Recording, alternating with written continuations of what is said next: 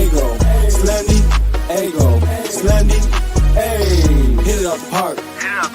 Hit it with a strike. From the national anthem to the bottom of the night. I'm in Slendy, Ego, Slendy, Ego, Slendy, Ego, Slendy, hey. You already know what's up.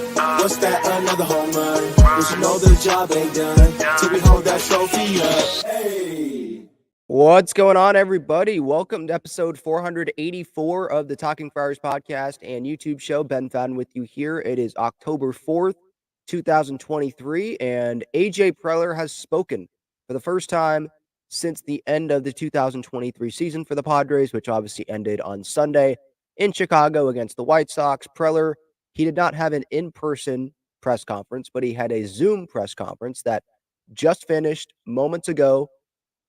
It was supposed to be broadcast on 97.3 The Fan. I guess it was. I tried to load up the Odyssey app and it wasn't working. So I just had to follow along on Twitter or X, see what all of the media members were saying, what Preller was saying in his Zoom conference. I think it's worthy to note that Eric Grupner was not there. Bob Melvin was not there. Obviously, Peter Seidler was not participating in this. Maybe because it was Zoom, they just decided to have AJ Preller only do this. But a big question, obviously, is why was Bob Melvin not there? And so we can get into that. Any comments, any questions, any thoughts on this AJ Preller press conference, feel free to leave that in the chat. You can use that super chat button if you want to support the channel and make sure that I get to your comment or your question.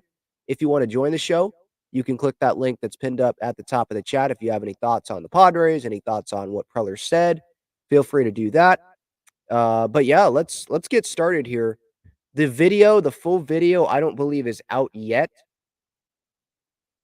of AJ Preller's press conference. But what I do see so far on social media, 97.3 The Fan and a bunch of other outlets, a bunch of other people in the media, they tweeted out what was being said by AJ Preller at the press conference. So we don't have to hear everything that he said to know what was happening in this press conference or the Zoom conference. And so I do have takeaways on some of the things that have come out. If there is video that comes out, I will try to play it on the show here. I'll play the audio of it. 97.3 The Fan, they actually just released AJ Preller's opening statement. So without further ado, let's get to that. Again, here, credit to 97.3 The Fan, AJ Preller's opening statement. I believe this is from his office at Petco Park. We started this year with World Series expectations. I think rightfully so, coming off the LCS berth and having a very talented major league roster. Obviously, it was a frustrating and disappointing season. We never really fired on all cylinders. And I think we didn't play the baseball that we thought we were capable of from the starting point of the season. I think personally for myself, it feels like a lost and missed opportunity. No S. As a general manager that you can honestly look up at the start of the season and feel like, hey, if we got a few breaks, that we could hoist the World Series trophy. And I felt that way at the start of this year. I think everybody has their own, kind of fluky stat or unlucky story from this year.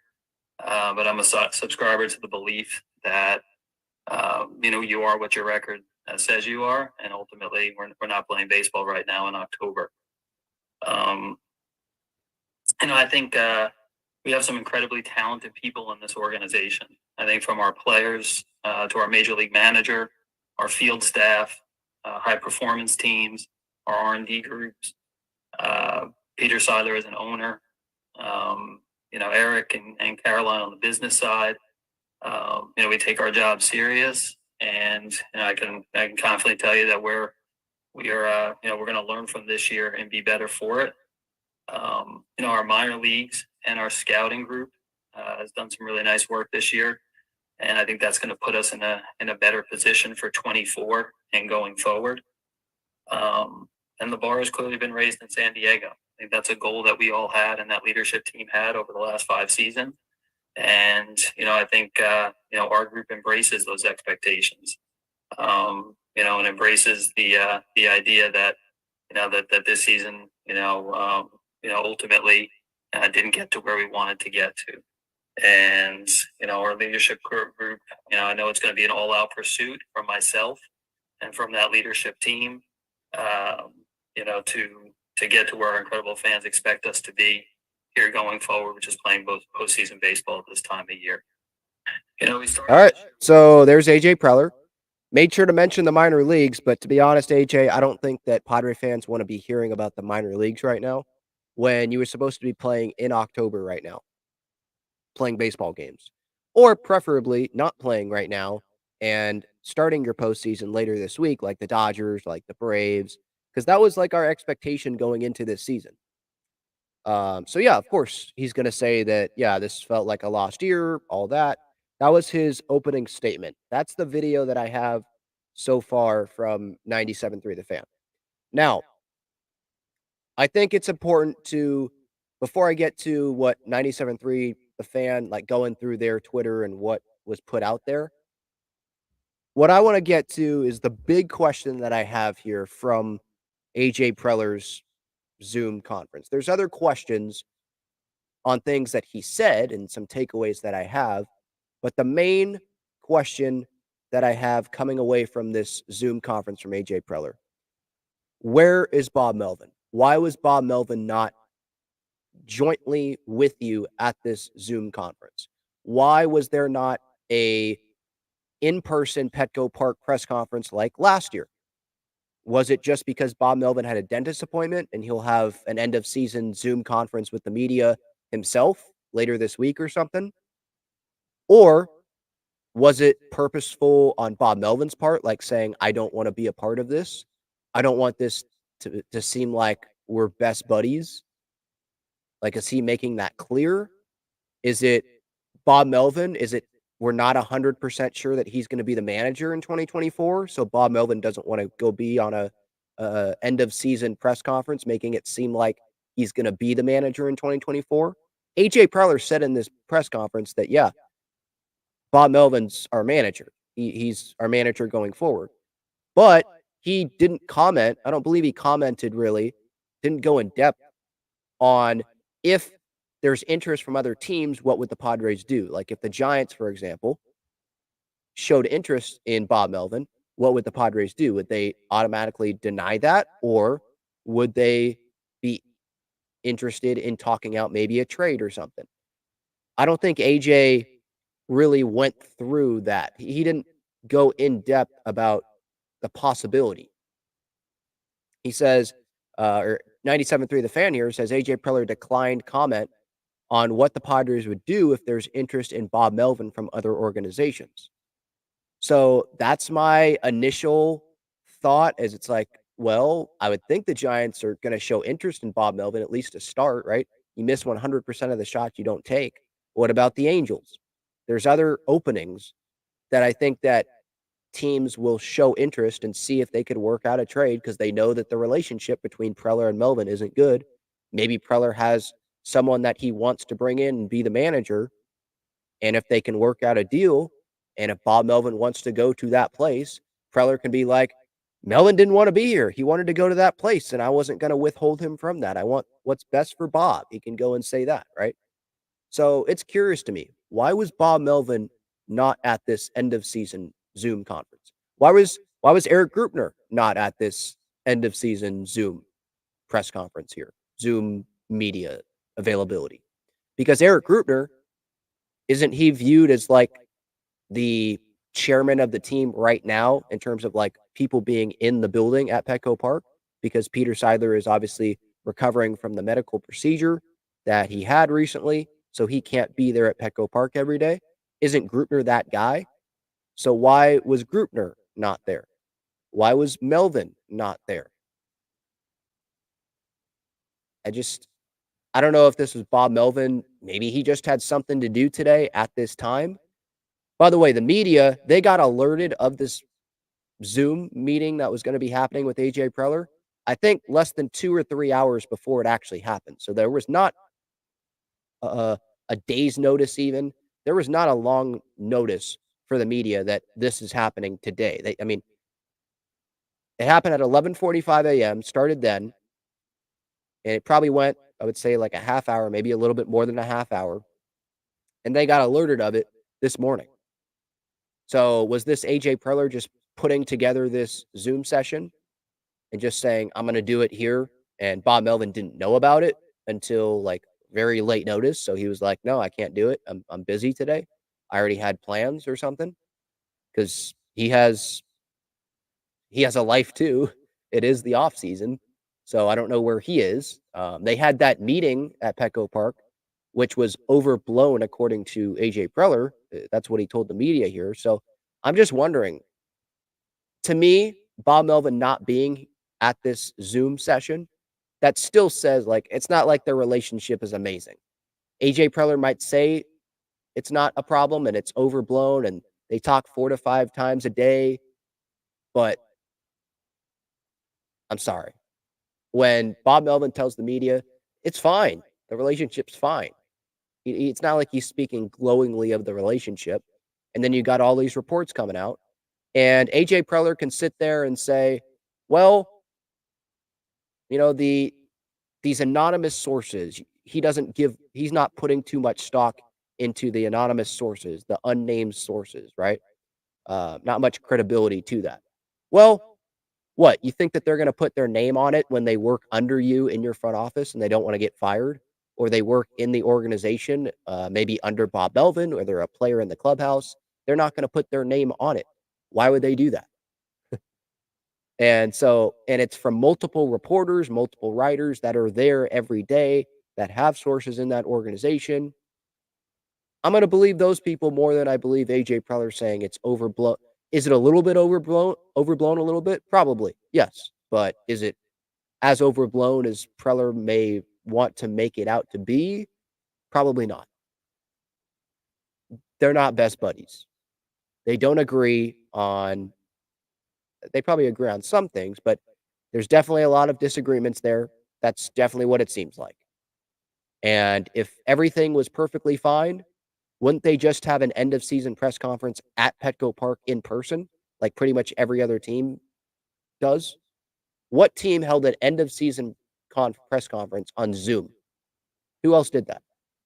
Now, this actually might be more convenient for the media because they don't have to go down to Petco Park and go in there and all that. They can just sit there on their couch doing this, and it's just convenient for everyone. But usually they have in-person press conference at the end of a season. That's just usually how it is. So, yeah, where was Bob Melvin? That is a big question that I have. And this relationship, it's this Monday meeting, probably a little bit overblown, but this Monday meeting, I don't think this was Melvin and Preller, hugging it out and everything's totally fine. No. Melvin, he's the manager right now. He's under contract through 2024. And if he stays the Padres manager in 2024 and manages as like lame duck manager, I could definitely see Preller just being like, well, we're not renewing his contract. His contract was up, so he's not staying with the Padres organization. So he doesn't have to fire him, because if he fires him, that's going to be a really bad look on him. It already is a bad look, but it would be a really bad look on him because that's another manager that he has fired. He's tried to go the young route. He fired Bud Black. He's fired Jace Tingler, Andy Green before Tingler, obviously. And then Melvin, can't make it work with Melvin. I feel like he's just like, okay, we'll go one more year, and then Melvin will step away, and then I can go hire whoever I want, and it's not going to be me firing someone. But yeah, no Bob Melvin there. That was surprising to me. I don't know if I was the only one that was surprised by that. Okay, there's more video coming out here from 97.3 The Fan. I'm not going to play the video. You can go check them out on 97.3 The Fan probably on Twitter. Yeah, this is where I'm getting it, on Twitter here. It's probably up on their Instagram as well. Here is AJ Preller on Bob Melvin's future with the Padres and the relationship moving forward. 3, 2, 1. Bob is our manager, and he's going to be our manager going forward. I think both he and I, a lot's been said obviously in the last few weeks, but both he and I are very excited, about the challenge of getting this group, back to the postseason next year. We've had it, again, I think, from that standpoint, a lot's been said, and I think with Bob and myself, I think we just, even in the last couple days, you get a chance to recap and look at some different things, and both of us feel really good about where things are at going forward. What sort of differences, if any, would there be? Sorry, Kevin, to cut you off there. What else is he going to say? Our relationship's crap. Of course he's going to say they like, everything's good. Like chain of command or the relationship? I mean, how can this be better going forward? What have you thought about in those terms? Again, I think at the end of the season, like, the focus for myself was just getting the team to the postseason, and I think some of the conversations, I think, from our end, I think what we talked about here in the last couple of days, it's ultimately about how we get this better, how we do this better. I think Bob understands that, for my job, it's to put the roster together. I have a ton of respect for Bob and his experiences and the way he leads our team. He led the team to the LCS last year. I think he's the manager of the club, the GM, and you work together, you work hand in hand. And I think at times there's a lot of agreement. At times there's going to be healthy conversation, healthy disagreement. But I think we both feel, like ultimately on the big picture items, the belief in this group, the belief in this team, what we need to do to get it going forward. I think we had a chance to kind of reaffirm that in the last few days and feel really good about where we're at going, moving on. Yeah. All right. So there's AJ Preller on Bob Melvin's future with the Padres, their relationship moving forward. And again, I don't take too much stock into what AJ Preller's saying about his relationship with Bob Melvin, because what is he going to say to the media? Our relationship's crap. I don't like Bob Melvin. We don't get together. We just don't connect. He's not going to say that, right? So I wouldn't put any stock into. Some of it might be truthful, like it's not as bad as the media is making it seem like, which is probably true a little bit. But I'm not going to take AJ Preller's word speaking to the media publicly when you know already what he's going to say. I'm not going to take that over reports where these sources can say whatever they want because they're anonymous. They can give their true feelings on it. And those people know more than what we know, right? Do you think Kevin Acee, do you think Ken Rosenthal, Dennis Lin, they're just making up sources? Why would they do that? For clicks? Well, they could get clicks in other ways. And if they made up sources, I think there would be repercussions for that. Like somehow people would find out if they're making up sources. So it's not happening. Kevin Acee, he works his butt off at having conversations with other people. Same thing with Dennis. AJ Cassavell doesn't do that as much. He's more just MLB.com, just telling you what is happening with the club, things like that are out there publicly. But Ken Rosenthal, obviously, like these people are known as like hardworking reporters, finding the story. And I think they do a good job. And I think Kevin this year was pretty fair. I think Dennis and Ken Rosenthal were fair in the piece that they wrote. And again, Preller's not going to speak badly about Bob Melvin publicly. Why would he do that? AJ Preller was asked what changes need to be made this offseason after acknowledging that this season felt like a missed opportunity. Again, via 97.3 The Fan on Twitter. I think some of the things that me and Bob already have talked about, how well did we handle the expectations, talk about, our ability to perform when it mattered most, kind of high leverage situations. I think again, like looking from an offensive standpoint, we, as the year got on, we got better, but ability to handle right-hand pitching, creating a deep and talented bullpen and a deep pitching staff. Those are all different things that we'll continue to talk about. And I think things that are going to have to be better, like going forward. But I think the flip of it is we've got some really talented players here, and we've got a core group of players that have done a ton of winning. both here in San Diego and on other teams. I think it's a good place to start, like moving forward. But I think we're in that process now over the course of the next few weeks and months where we'll evaluate our team, kind of look at some of those things I just mentioned, and say, all right, how do we get that going better from a roster standpoint, from a performance standpoint. I think if we can nail a few of those things, we're going to be a pretty good spot next year. Obviously. All right. So AJ Preller on some of the changes that will be made or need to be made, or they're going to try to make in the offseason. Yeah, depth for sure. Not just depth pitching wise, bullpen, rotation, which that's every year. And there were times this year with the Padres bullpen, right, where they really missed Robert Suarez. He was out for the first half of the season, didn't come back to, I think, after the All-Star break. And it was like, okay, bullpen's not that bad at the start. They were a top 5 bullpen, I think, in baseball. Definitely top 5 in the National League. And then there were some holes there. And you had Brent Honeywell having to pitch in a lot of games. And Nick was struggling there a little bit, right? Nick Martinez. And it was like, okay, dang, it would be nice if we had Robert Suarez. And it made it worse that Josh Hader only goes 3 outs and he pitches like once a week. It's like, yeah, more depth. And Luis Garcia had his struggles this season as well. There were injuries, obviously, and it's just felt like the bullpen got taxed there. So, yeah, depth. And then the rotation, obviously, there's questions there. Blake Snell, Michael Wacha, Seth Lugo, Nick Martinez. I think he'll be back in some capacity. We'll see what happens there. But there's questions there. And then depth on the bench, flexibility, giving Bob Melvin guys that he likes, not forcing him to have Matt Carpenter and Nelson Cruz be DHs every day on his roster. And one of those guys not being able to play the field and taking up a bench spot. Like little things like that.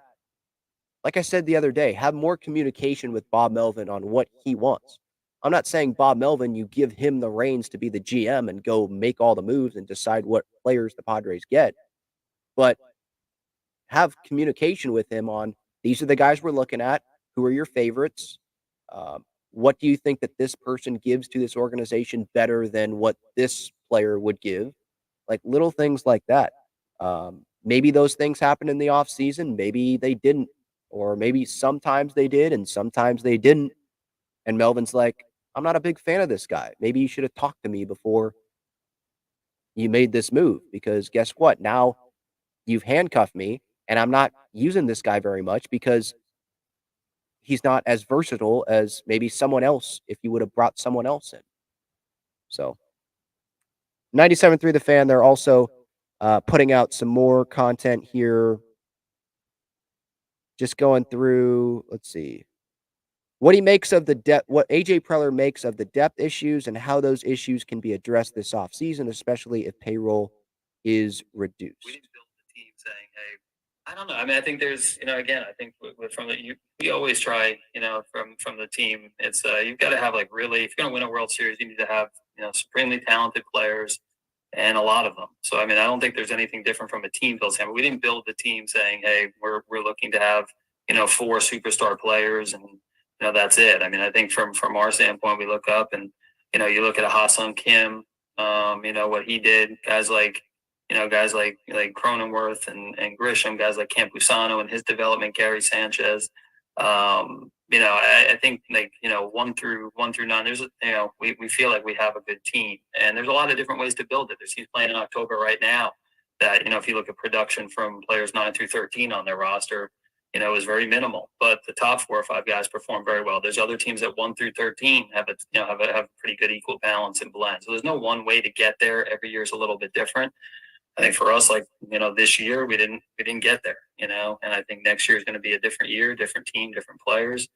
I think we feel confident that from a farm system standpoint, we've got, a group that now getting to AA in the upper levels that is going to be able to help us and provide some more of that depth component. But yeah, I think honestly, I think it's no different every year when we go into the off season, building a quality roster with a lot of different answers and possibilities and options for Bob and his staff. And that involves depth and also some impactful players that perform at their highest level. I don't know. Okay, so AJ talking about guys at AA and all that again. Like, I don't think Padre fans want to hear that. Am I excited about Ethan Salas? Yes, but that's not right now. He's not coming up right now. Am I excited about Jackson Merrill and seeing what he could be, assuming that he doesn't get dealt? Yeah, I am. Am I excited about Robbie Snelling? Yeah, I am. But I don't think that's something that you should. Well, it is something that he probably should include when he's talking to the media because that is something positive about AJ Preller. Like, AA looks pretty stacked. Yeah. But that's not what fans want to hear. We don't want to hear. I think the general fan doesn't care about what's happening at AA with the San Antonio Missions. They just don't care. They care that this team didn't make the postseason, and they care that you, as the general manager and president of baseball operations of this team, have made the playoffs once in a full season in your tenure. Didn't make it in 15, 16, 17, 18, 19. 20 was a short season, swept by the Dodgers, and there was a lack of pitching depth there. 21, collapse. 22, made it. NLCS, great. 23, World Series expectations, and you missed the postseason. And the winning record only happened, by the way, because you played really well against some bad teams in September. So that's what fans care about the most here. Let's see. The status of Bob Melvin's coaching staff via 97.3 The Fan. Here's AJ on that. Sorry, hang on. Here we go. The other year, me and Bob will sit down here over the course of the next couple of weeks and have those conversations. Feel good about a lot of the coaches that are on our big league staff, and we'll sit down over the next couple of weeks, and as we get to the end of this month, beginning of next month, we'll have our staff is going forward. All right, so not really much of an update there. So the coaching staff hasn't been fully decided yet.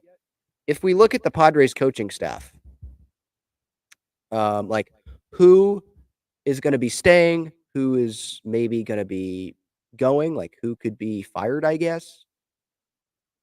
You could fire Scott Coolbaugh or Oscar Bernard. He's an assistant hitting coach. You could fire someone like that. But are they going to let go of Ryan Christensen, Bob Melvin's right-hand man? No. That would be dumb of A.J. Preller. Ryan Flaherty, they're going to let go of A.J. Preller's, son? No. Again, Bernard's Coolbaugh, maybe. The Padres, they cycle through hitting coaches all the time. But that's not going to excite the Padres fan base to see those guys gone because it's not like bringing in a new hitting coach or assistant hitting coach. It's not like that's going to solve everything, right? I mean, it's up to the players at the end of the day. Ruben Diablo is going to go somewhere? Heck no. First base coach, David Macias, outfield instructor, would they let him go? I don't think so. I don't think they're letting go of Matt Williams. I mean, it seems like Bomel loves Matt Williams. Former manager, some fans, they don't like some of the sends that Matt had earlier this year and all that. And I agree, some of them weren't that good, but I don't think you're letting go of Matt Williams. Ben Fritz, you're letting go of him. I mean, the pitching staff, there was some progress from some of these guys this year. And Ruben Diablo, it's not just Ruben Diablo. I know Diablo gets a lot of the credit, which he should, but Ben Fritz is a part of that as well. I don't see any of these big guys here. There's Morgan Burkhart, Major League Baseball batting practice / hitting instructor. Mike Schilt, senior advisor to player development in major leagues. Brian Price, former Reds manager, senior advisor to the major league coaching staff. There's guys like that aren't at the top of the coaching staff where it's maybe they would go.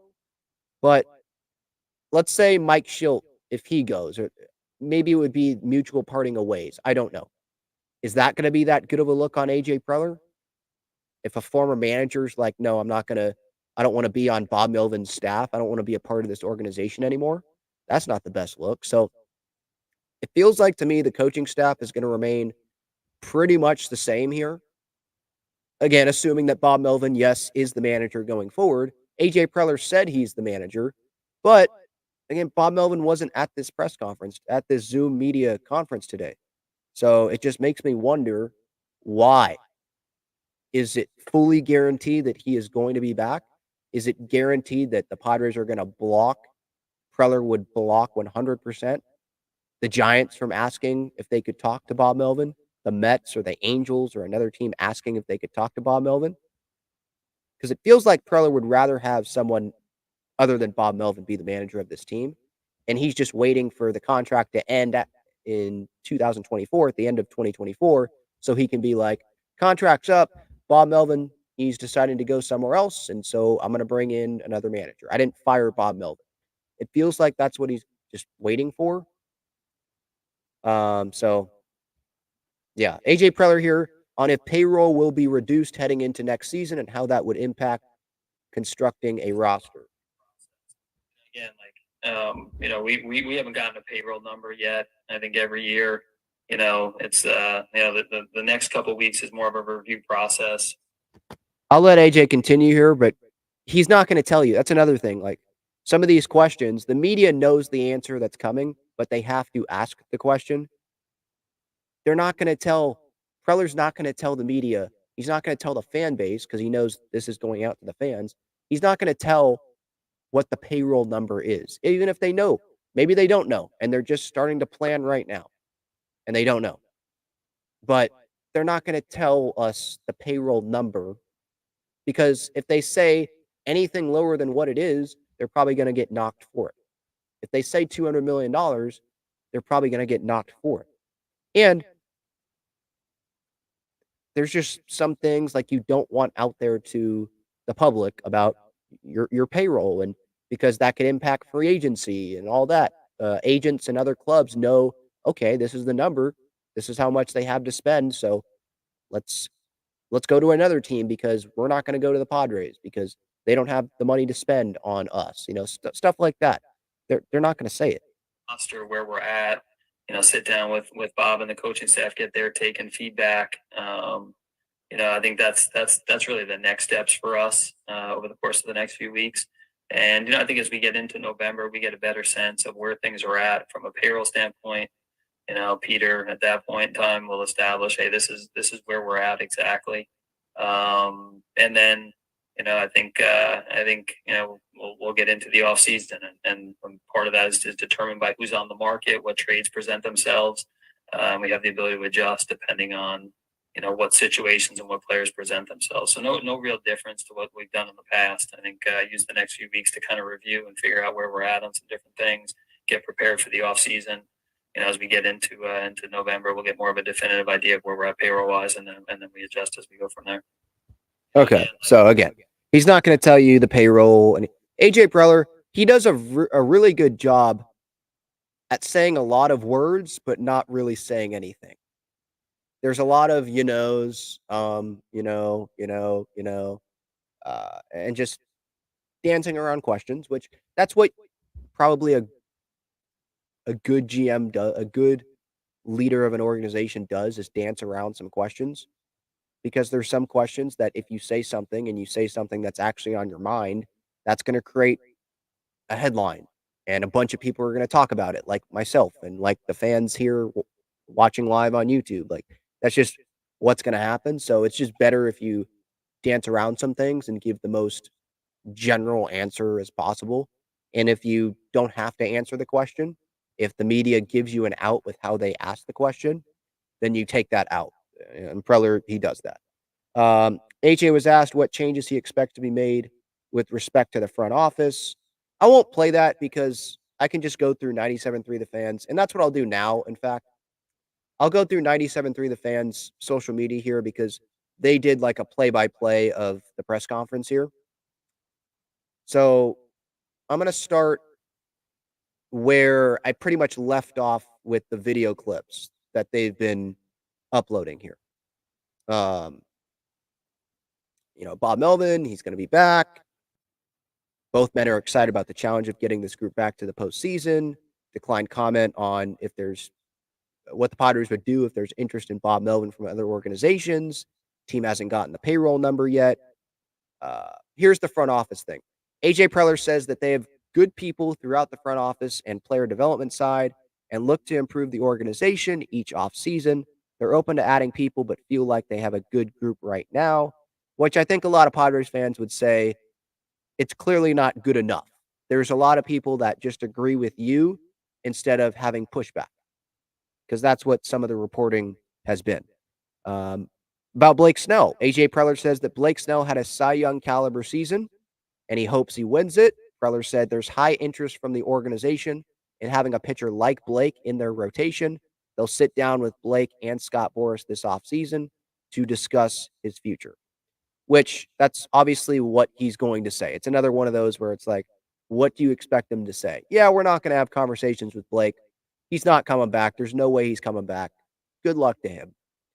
No, of course he's going to say, well, we'll sit down with Blake. We'll sit down with Scott Boras.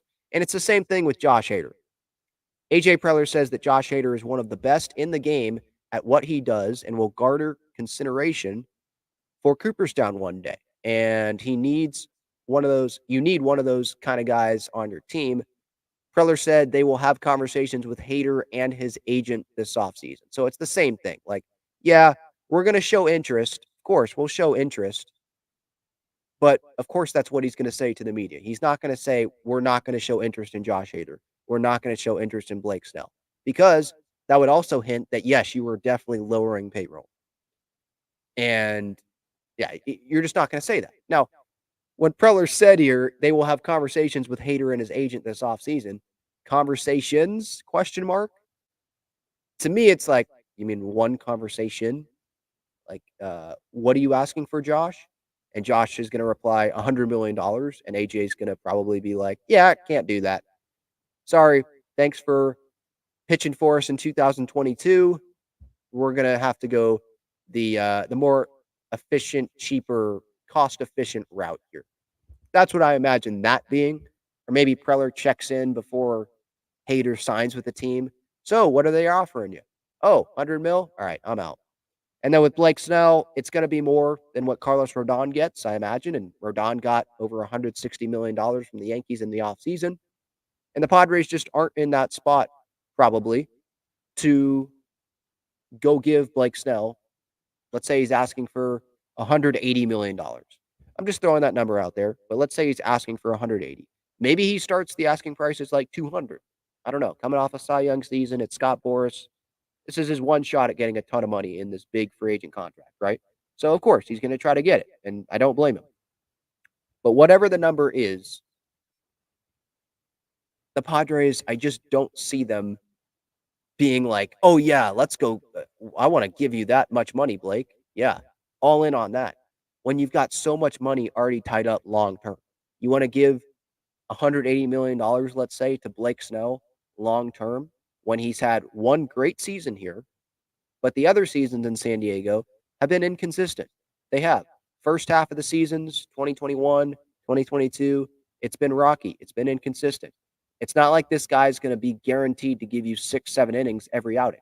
I know this year he gave the Padres a lot of 6-inning outings, but that was more of an outlier.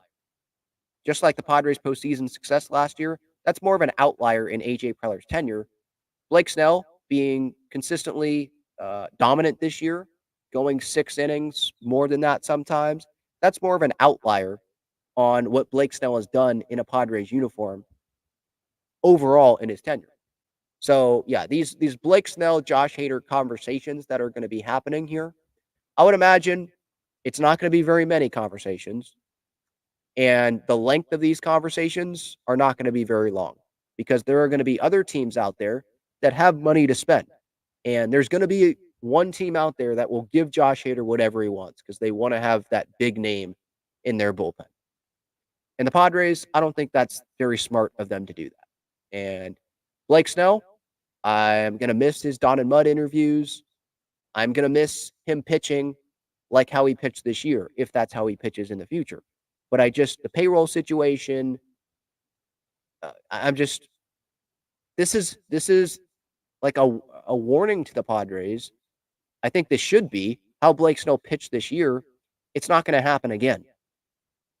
Like, they've had plenty of times where they've given a contract to someone at their peak probably, and they know, or at least they should know, that person's not going to do that again the following year, or do that the next year, the next year after that, the next year after that. And they've done too many of those contracts. They've already taken too many of those risks. And just money-wise, I don't see it lining up with Blake Snell and Josh Hader. Let me know in the comments if you think that it will line up. You think the Padres will bring back Hader and or Snell? I just don't see it happening. I see the Padres lowering their sights to someone like Seth Lugo, Michael Wacha, Nick Martinez, not giving $180 million to Josh Hader or to Blake Snell, or giving $100 million to Josh Hader. I don't think that's the smartest thing.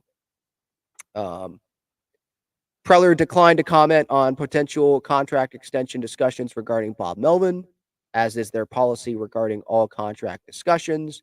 Again, not surprising. He's not going to comment on that. But I think if he had to comment on it, I think he would say, Bob Melvin's our manager in 2024. We have not had discussions yet about that, and we'll see how next season plays out. And he would probably be like, Bob Melvin is a great respected manager. I respect what Bob Melvin has done. But no, I doubt that there are contract discussions going on with Bob Melvin. AJ Preller says it's healthy to have open and honest conversations regarding his relationship with Bob Melvin. Preller said Monday's meeting has been overblown, which of course he's going to say that. And he and Melvin have open and honest conversations throughout the season. Bob is excited to return. Yeah, he's probably excited to return because of the guys that he believes in on the roster. He's not excited to return to work with you. Again, I'm reading from 97.3 The Fan social media here. AJ Preller says that he hasn't received any mandates from ownership in regards to getting involved with managerial decisions. Preller said his role is to bring topics to light, hire good people, collaborate with everyone. He said the front office doesn't give a script or lineup to Melvin, which we knew. Like Bob Melvin, you're not giving a script to and him saying, all right, I'm going to go just copy and paste this in there. No, of course not. And mandates from ownership, I don't think Peter Seidler would give a mandate to AJ Preller because Peter Seidler's probably not involved every day in what is going on there between Bob Melvin and AJ Preller. He probably knows more than we do because he's the chairman of the team and he can go into any conversations that he wants in the organization because he's the guy, it's his team. But I don't think he would receive mandates because Peter Seidler probably isn't in the room all the time when those conversations are going on between the two, or he's not looking at AJ's phone, seeing the text messages that are going on between the two, right? So it's probably hard for Peter to mandate something when he doesn't probably know the full details about that. I mentioned this earlier. AJ Preller says that the anonymous sources don't warrant credibility. When asked about reports of a civil war between he and Bob Melvin, Preller said, a lot's been overblown and reports that he and Melvin don't speak are false, that the two speak 4 or 5 times per day. Yeah, but I don't think that's true either. 4 or 5 times you speak per day, or you mean you text per day? Just about like updates because you want to know everything that's going on. Civil war, yeah, that might be a little bit overblown. That might be someone that doesn't like AJ Preller and wants him to be gone, or maybe someone in the front office that doesn't like Bob Melvin and is on AJ's side saying civil war because they want something to happen in this organization. So yes, there are motives from these probably anonymous sources, or maybe it's a player in there that obviously isn't going to put his name on the quote, because why would you do that? But yeah, civil war between he and Bob Melvin, maybe that's too much. Yes, that does seem like an exaggeration. But if someone's saying it's a civil war, I don't think that it's no war at all. I think that's definitely fair to say. There's a war. Maybe it's not as bad as it's being said, but there's a disconnect there for sure. You don't just bring up civil war and everyone is completely fine with one another. There's no way. So yeah, some things may have been overblown, but I think there are some things that are factual in there.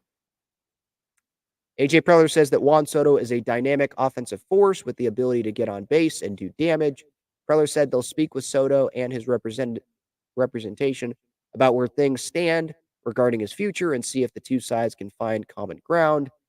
Yeah, I don't see that happening. With the payroll stuff, maybe it's not about the money, and the Padres are looking to get down below this so that they can give Soto a big contract in the offseason when he's a free agent, and they're just willing to take that risk.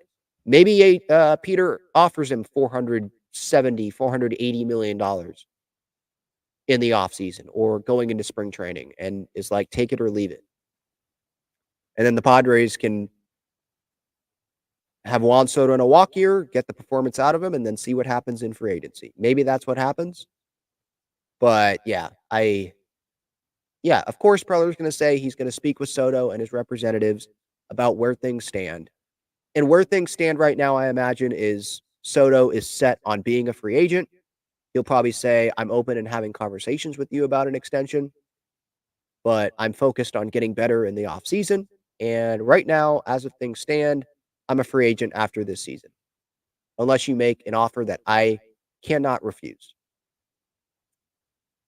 Preller says the questions about whether or not he'd consider trading Soto or not is part of his process about over the coming weeks and months, but the first path to go down is to have conversations about the future here in San Diego, which I understand, and that's definitely, I think that's the right thing.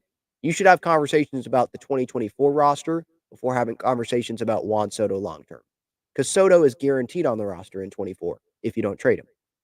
So you got to have conversations about how do you make next year's team the best possible before you think about trading Juan Soto or even getting to those conversations. I think Juan Soto is definitely going to be a consideration, and you will see reports out there this offseason that the Padres are having conversations with other teams or other teams are inquiring about Juan Soto. No doubt. Because AJ Preller, even if he doesn't want to make a move, he's going to see the market. He's going to go make cone falls. He's going to make phone calls to other teams to see what the interest level is because he explores all options. That's just what he does. Him being up at 2 o'clock in the morning, 3 o'clock in the morning, text messages and Zooms with people in the organization, always on his phone. That's what AJ Preller is doing. He's having a hand. He's putting his finger on every little thing in the organization, and he's not going to leave a stone uncovered or whatever that saying is. You know, he's gonna look at everything, every possibility, even if it seems insane. He's gonna look at it because that's just who he is. AJ Preller says Peter Seidler is engaged in the offseason process while he recovers from his medical procedure, which is good to hear. Not in the office every day, but that's good to hear that he's engaged. Obviously, wishing the best to Peter Seidler. Preller says that hiring a GM underneath him is something that has been discussed and is a conversation he'll continue to have with Peter Seidler, as they always want to put the best front office together that they possibly can. Am I buying that? Is AJ Preller hiring a GM? Is that actually on the table? So it's been discussed. Okay, maybe it's been discussed. But is AJ Preller really willing to bring in a GM? Because I feel like if that happens, that's just more of a sign that this Melvin Preller relationship is not good. And maybe it would be bringing in an unbiased person to have a nice, harsh look at this organization. Okay. But I feel like that would be more like Melvin. This is someone that Melvin likes, has experience with, and he can talk to the GM, and the GM will talk with Preller. That's what it feels like. And Preller, the GM title he has, President of Baseball Ops, he has. You bring in a GM, I think that he probably wouldn't like sharing leadership as like the head person with that person. You know, with Cleveland, they have Chris Antonetti, and then they had a GM alongside him, right? Boston, there's Chaim Bloom. He's obviously viewed as the head person, but Brian O'Halloran, he just got, I think, promoted to GM. Bloom's gone, obviously, but there's stuff like that. David Stearns with the Mets, President of Baseball Ops, Epler, GM. But Preller doesn't seem like the guy that would like that. And he is someone that in the past has brought in people that don't agree with him, and those people leave the organization, like Dave Cameron Fangraphs, right? That Fangraphs writer. It was reported that he was in the organization for, I think, a few years. Then he leaves the organization, and he didn't have the next team lined up. So it feels like there's a lot of people that agree with AJ Preller in the front office, and it doesn't seem like AJ would be very inclined to be like, oh, yeah, let's bring in a GM and take that GM title off of me. He'd still be viewed as the main guy because he's the president of baseball operations, but I don't think he'd like that. I think he likes the front office that he has because he has a good grasp on those people, and he is aligned, or those people are aligned with him, and he wants that. I don't think he wants much pushback in the organization.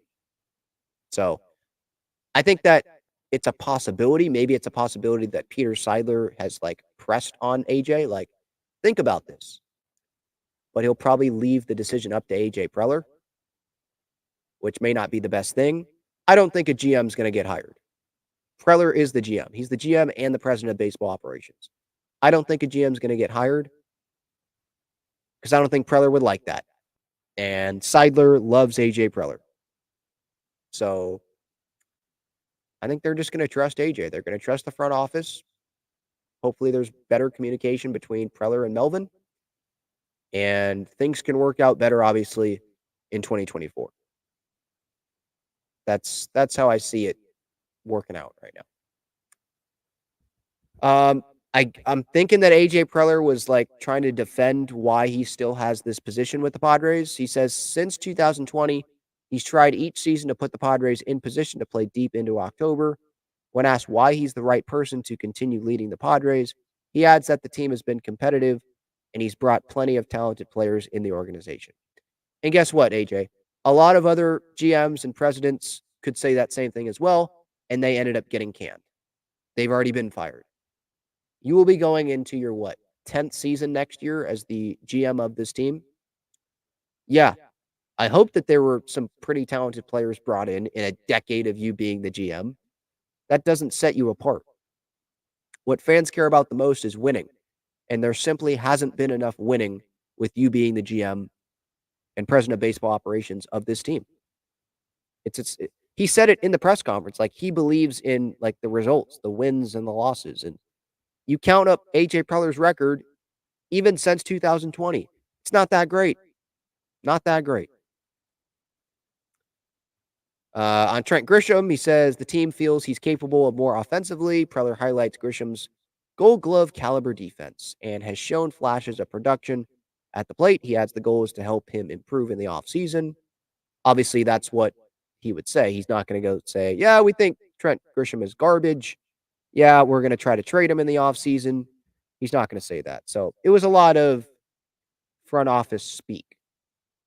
There is more AJ Preller sound here from 97.3 The Fan. So I'm going to see what 97.3 The Fan has put out here. I'm going to get to the chat here in a moment. Here's AJ.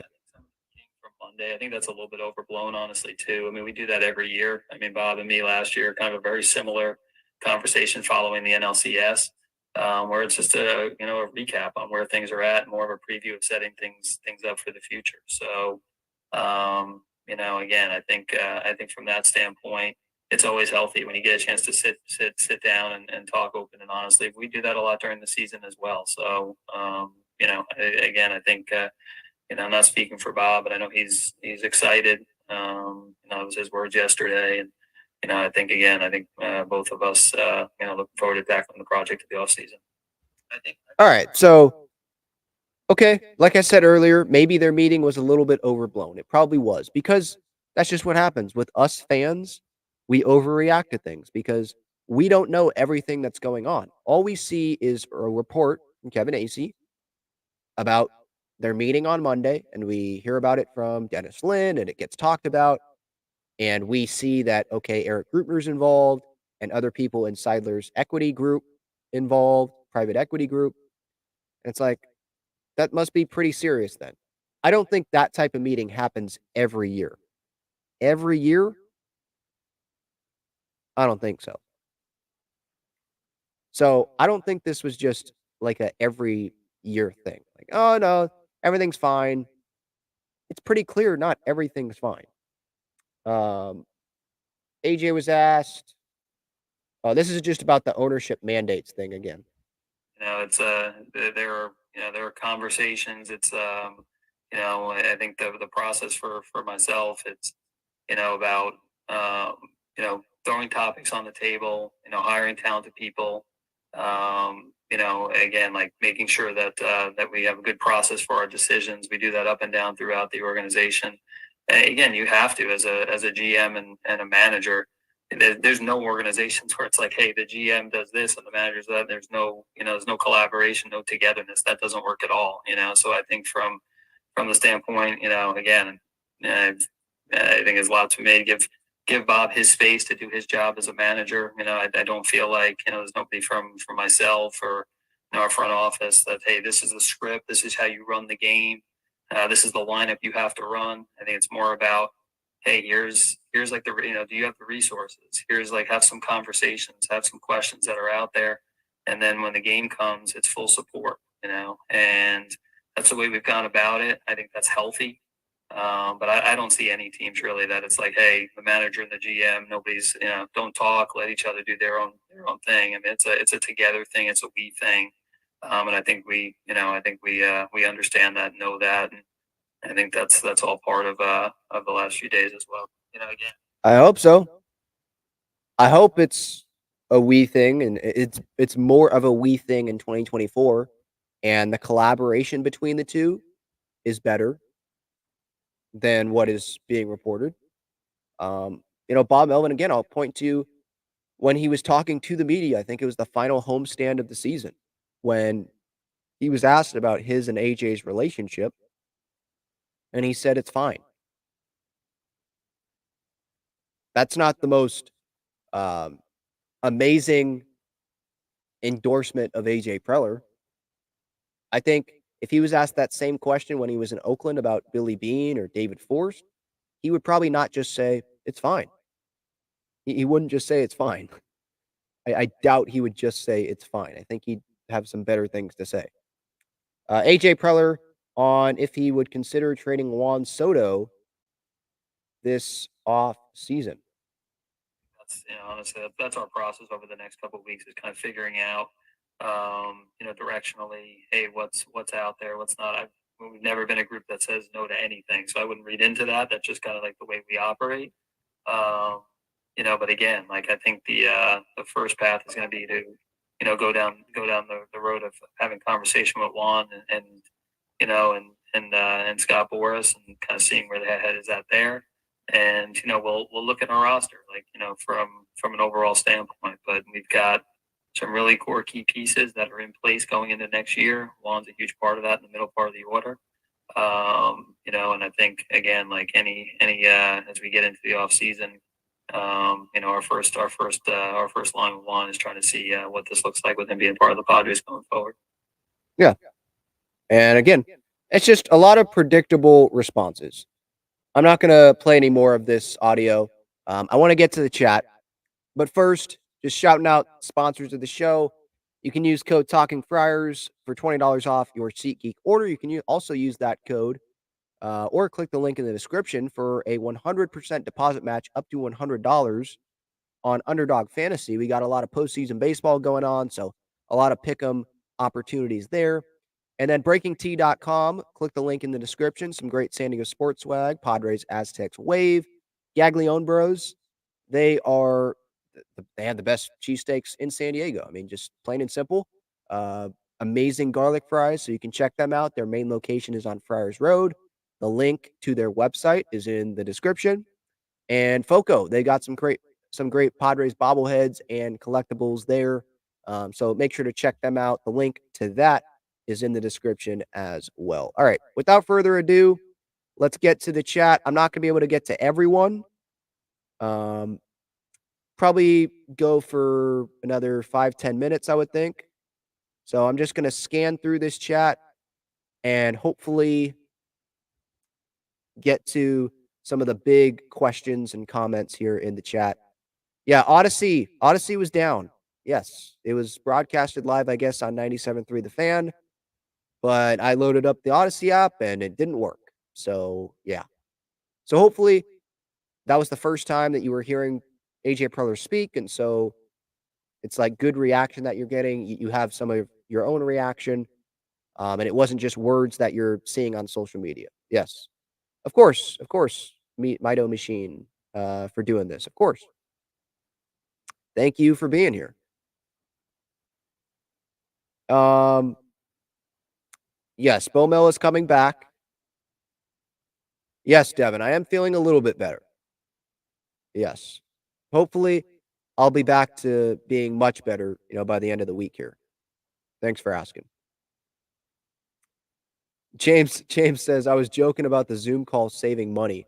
Maybe it saves some money, but what? Like from the energy bill or something at Petco Park from the press conference room? Like how much money does it cost to run a press conference? It saved people time, that's for sure. And at these press conferences, sometimes AJ, at least I've seen, I think in the past, usually maybe that's the player press conferences, like when they're announcing an extension or something. Preller talks to the media. But then there's like individual media scrums, like Kevin will talk to AJ individually, maybe. Um, when the press conference is like over, the televised part of it, this was not televised, obviously, it was over Zoom. You will see the Zoom press conference come out. Like that's already been posted. Clips of it have been posted. You'll see that online. Um, but maybe Preller or the Padres, they just wanted to avoid Preller having to talk individually with reporters and just get it all out there all at once on a Zoom call. I don't know. Yeah, JD's third. Summarizing, I mean, did he bring up cuts to the payroll? He just said what was predicted. Like the payroll hasn't been decided. Yeah, where was Bomel? Or Mobel is what it said here. Bomel. Yeah, don't know. I don't know if he had a dentist appointment or he was out of the city because it's a. I don't think you plan. Maybe he planned the vacation the last week of the regular season or something, or he's in Arizona at his home. I don't know, but yeah, I think it's a little. It tells something that Bob Melvin was not there. I think if everything was completely fine, Bob Melvin would have been there, right? Or if he wasn't there, you would find a time where both people would be available.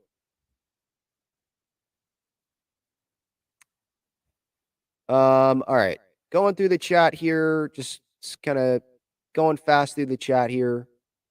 Yeah, not a yes, I keep saying press conference, not a press conference, Zoom meeting. Zoom meeting. I was listening to Darren Smith before I came on. He said like 50 people were in there, members of the media. And a lot of them don't ask questions, they're just there to hear what Preller has to say. Yeah, are we moving Soto? I think it's a possibility, but I hope they don't.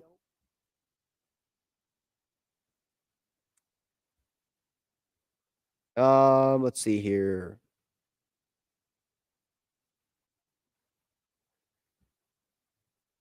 A lot of chatting amongst yourselves, which I love, but just trying to find some comments, questions that stand out here. Gil says, over under Soto trade happens, place your bet. What do you mean over under? You mean like yes or no? I would say no, but I'm not like 100% confident in saying no, it's not going to happen because of the payroll stuff. And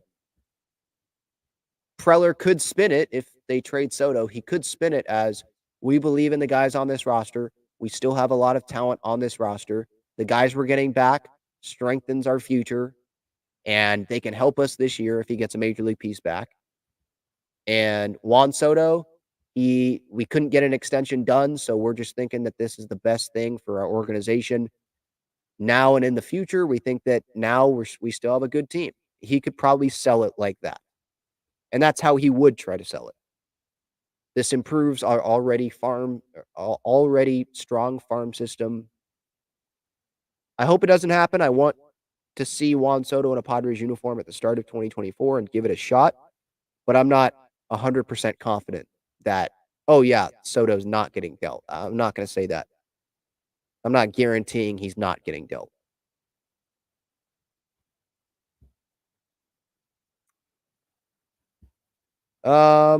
Let's see. Tyler says AC and the media overblow things and lie. No, like being sarcastic about that, Tyler. Look, has AC gotten some things wrong? Yes. Ken Rosenthal has gotten some things wrong. And do they overblow some things? Maybe, but I don't think it's just them that is overblowing it. I think it's the sources that they're talking to that might overblow it because those sources might have a motive that they want things to change. So they're going to try to overblow something. Right. And AC, Lynn, Rosenthal, all these people, it's not like they talk to one person. They get the quote, obviously, from one person, but that's probably backed up by a lot of other sources that they talk to. You don't run a story based on one source, unless it's like a very high up source in the organization. You do it by speaking with a lot of different people. And Kevin, the Manny piece earlier this year, the leadership stuff, it was mentioned that he talked to 8 or 9 players in that clubhouse. And the Lynn Rosenthal stuff, like it's put in the piece that this is like months of reporting. It's not just speaking to one person. So you can make fun of AC and the media and they overblow things and all that, but part of it is probably the sources that they talk to maybe overblowing the situation. And so they're just collecting the information and being like, oh, okay, it's really bad in there. So I'm going to write what this person said. And it helps them out too, because there's more attention put on those articles, which is their job, right? To have attention be put on the articles. So if you don't want to believe it, you don't have to believe it. But it's interesting when it's put out there. And you don't see other writers in baseball, all of these other writers, just because a losing season happens or a disappointing season. It's not like it's put out that there's a civil war between the president of baseball ops and the manager. You don't see that in every organization, right? So I'm putting a little bit of stock into it for sure. It's not just from one place, it's from multiple places.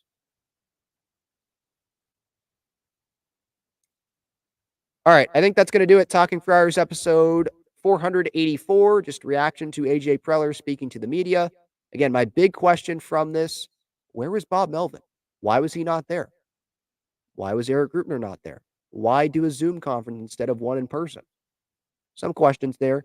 And then a lot of the stuff Preller said today was things that were expected. So there you go. Hopefully you enjoyed the episode. Stay tuned later this week. Some more stuff coming out. So stay tuned to the YouTube channel for that. Thank you so much for watching, for tuning in on the podcast platforms or on YouTube.